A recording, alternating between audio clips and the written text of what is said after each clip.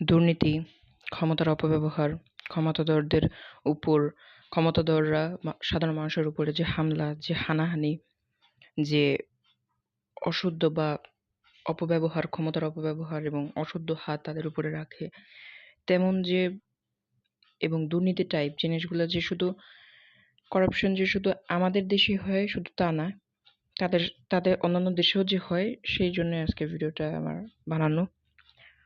তো এখানে আমি বলতে চাচ্ছি হচ্ছে একটা ঘটনা ঘটেছে কিনা আপনারা জানেন কিনা আমি জানি না, কিন্তু বলিউড হচ্ছে খুবই তো স্ট্রং একটা প্ল্যাটফর্ম, এবং স্ট্রং প্ল্যাটফর্ম এখানে শুধু ট্যালেন্ট থাকলে হয় না, এখানে আরো ক্ষমতা লাগে, আরো পাওয়ার লাগে, নলেজ, ট্যালেন্ট, স্কিল না থাকলেও যদি আপনার একটু পাওয়ার থাকে এবং নেপোটিজমও থাকে, আমরা অনেকবার দেখছি, আমরা এটা জানি, এটা প্রুভড অলরেডি, এখানে বেঁচে যাওয়া যায়। কিন্তু সেই প্রভাব খাটিয়ে একটা নিউজ খুব ভালোভাবে ভ্যানিশ করে দেওয়া হয়েছে, কিন্তু সেটা হচ্ছে কালকের ঘটনা। কিন্তু আমি এই নিউজটা সম্পর্কে আর কোনো নিউজ পেলাম না দেখে আজকের এই নিউজটা আমি বানাচ্ছি।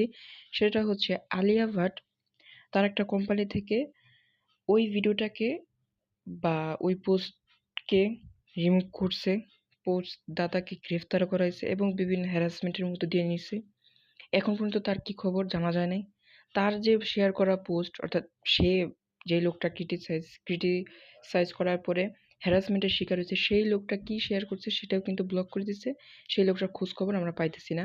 লোকটি কি বলছে? লোকটা বলছে হচ্ছে রণবীর কাপুরকে নাকি ক্রিটিসাইজ করছে। তো এটা ক্রিটিসাইজ না, লাস্ট টাইম একটা কথা বলবো একটু শুনেন। তো এটা ক্রিটিসাইজ না, সে শুধু বলছে হচ্ছে খাওয়া দাওয়া নিয়ে একটা কথা। তো একজন মানুষকে আমরা যদি আমাদের শাকিব খানকে বা সিয়ামকে বা চঞ্চল চৌধুরীকে আমরা বলি যে চকলেট বয়, এইটা সেটা, এটা ওয়ান কাইন্ড অফ প্রশংসা বা তার মধ্যে তাকে আমার ফিলিংস জানানো, সে যে পার্সপেক্টিভে দেখে। কিন্তু হয়তো একটু প্রকট হলেও হইতে পারে, তার জন্য যে আমার গ্রেফতার করতে হবে বা এমন কিছু করতে হবে। এবং বলিউডের পাওয়ার খাটায় যে আমরা ভিতরে দেখি, বাইরেও এখন শুরু হয়ে গেছে এবং আমাদের দেশে শুধু হয় না, অন্যান্য দেশেও হয়। কিন্তু এমন পাওয়ার, এমন হ্যারাসমেন্টের মধ্যে দিয়ে গেছে যে নিউজগুলো এই পর্যন্ত বন্ধ করে দেওয়া হয়েছে, তার আগ পর্যন্ত আমি দেখছি, আমার চোখে পড়ছিল। তো এটা নিয়ে আমার এখন জানানো উচিত ছিল এবং অনেক খুঁটিনাটি দেখে আমাকে আনতে হয়েছে। তো লাস্টে আমি যেটা বলবো সেটা হচ্ছে দুঃখের এই কারণে, রণবীর কাপুর নিজে একটা ইন্টারভিউতে এবং একটা ভিডিওতে বলছিল, সোশ্যাল মিডিয়ায় যেটা ছড়াছড়ি, যে আমি ওইটা, সে যেই শব্দটা বলছে যে মানে তাকে সে নাকি খাদক টাইপ, এমন একটা কথা বলছে। এই কারণে তার পণ্য এখন সবাই বয়কট করা শুরু করছে। তার কোম্পানি থেকে প্রথমে এই জোরালো আবেদনটা শুরু হয়েছিল যে তাকে হ্যারাসমেন্টের মধ্যে দিয়ে নিতে হবে। যে লোকটা শেয়ার দিছে